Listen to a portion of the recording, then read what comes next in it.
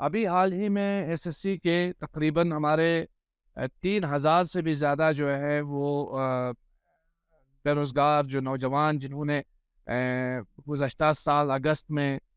Return examination میں حصہ لیا تھا ایس ایس سی کی طرف سے، جو جونیئر اسسٹنٹ اسٹینوگرافر اور دیگر پوسٹ کے لیے، ان میں سے 3000 سے بھی زیادہ لوگوں کے اس کو ریجیکشن لسٹ میں ڈال دیا گیا ہے۔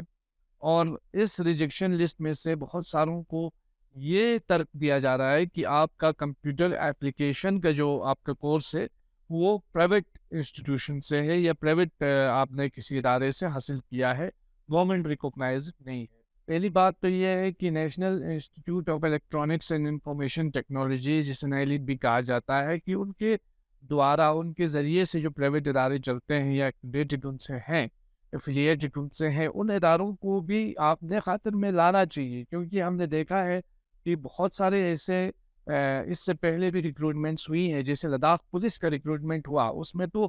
پرائیویٹ انسٹیٹیوشن سے بھی اگر بچوں نے کمپیوٹر اپلیکیشن میں کوئی کورس کیا ہے تو ان کو ایکسیپٹ کیا گیا۔ اسی طرح ہم نے دیکھا ابھی recently government of Jammu Kashmir نے بھی ایک اپنا آرڈر انہوں نے ایشو کیا ہے، جس میں کہا گیا ہے کہ آپ کو پرائیویٹ ادارے سے بھی کمپیوٹر اپلیکیشن کا کورس ضروری نہیں ہے، بلکہ اگر آپ کمپیوٹر اچھے سے جانتے ہیں، آپ کو ٹائپنگ آتی ہے، تو آپ کو اس میں ایکسیپٹ کیا جائے گا۔ تو یہ صرف اس معاملے میں صرف لداخ کے اسٹوڈنٹس کے ساتھ مجھے لگتا ہے کچھ زیادتی ہے۔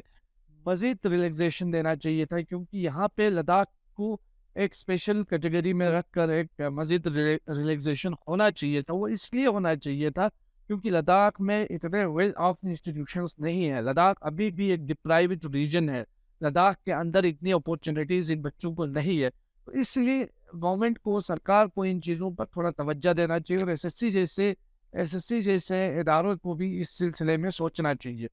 اس کے علاوہ ایک بڑی انٹرسٹنگ بات یہ ہے کہ جیسے اسٹینوگرافر کے لیے تقریباً 181 کینڈیڈیٹ جو ہے وہ کوالیفائی ہوتے ہیں، 181، اور ان میں سے 179 179 جو ہے وہ ریجیکٹ ہو جاتے ہیں،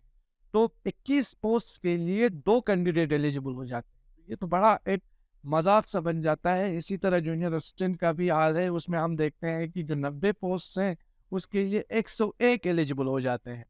تو میری یو ٹی ایڈمنسٹریشن سے گزارش ہے کہ، اور آنریبل ایل جی صاحب سے بھی گزارش ہے کہ ان ایشوز کو سیریسلی لیں، کیونکہ لداخ کے جو نوجوان ہیں، بے روزگار جوان ہیں، وہ ایک عرصے سے مطالبہ کر رہے ہیں ایک تو کہ یہ جو گیزٹڈ پوسٹس ہیں ان میں ایل آر سی کو مینڈیٹری قرار دیا جائے، اس کو ایکسٹینڈ کیا جائے، جو ایل آر سی جو نان گیزٹڈ پوسٹ ہیں ان کو ایل آر سی کو ایکسٹینڈ کر کے گیزٹڈ پوسٹ کے لیے بھی لایا جائے، اور لداخ میں جلد از جلد ریکروٹمنٹ کا پروسیس شروع ہو، کیونکہ یہ ہماری لانگ پینڈنگ ڈیمانڈ ہے۔ ہمارا جو اسٹرگل چل رہا ہے کارگل ڈیموکریٹک الائنس کا، اور ہمارے ساتھ جو اپیکس باڈی بھی جڑی ہوئی ہے، تو پورے لداخ کے لوگوں کا یہ ایک ڈیمانڈ رہا ہے ایک عرصے سے کہ ان گیزٹڈ پوسٹ کو جلد از جلد فلفل کیا جائے اور اس میں ایل آر سی کو مینڈیٹری کیا جائے۔ اور یہ ان بچوں کے ساتھ جو ناانصافی ہو رہی ہے، ایک طرح کی میں کہوں گا کہ یہ ناانصافی ہے، اس ناانصافی کو ایڈریس کرنے کی ضرورت ہے۔ فی الوقت تک جیسے انہوں نے کہا تھا کہ آپ جو ہے وہ آبجیکشن فائل کر سکتے ہیں، ای میل کر سکتے ہیں، لیکن ابھی تک ان بچوں کو ای میل کے رسپونڈ میں کوئی ای میل نہیں آ رہا ہے، تو یہ شکایت ہمیں ان بچوں کی طرف سے مل رہی ہے۔ میری آنریبل ایل جی صاحب سے بالکل مؤدبانہ گزارش ہے، ریکویسٹ ہے کہ آپ اس میں پرسنل انٹرسٹ لیں اور اٹینشن دے کر کے ان ایشوز کو حل کرنے کی کوشش کریں۔ ہمارے ان تمام بے روزگار جو نوجوان ہیں، جو کرگل کے اندر اس وقت ایک بہت بڑے ایک تشویش میں مبتلا ہے، اسی طرح لیہ کے اندر ہزاروں کی تعداد میں جو اسٹوڈنٹ ہیں، ان سب کے ساتھ ہماری ہمدردی ہے، ہم ان کے ساتھ اظہار یکجہتی کرتے ہیں اور ہم ان کے ساتھ ہیں۔ ہماری دونوں کونسل سے،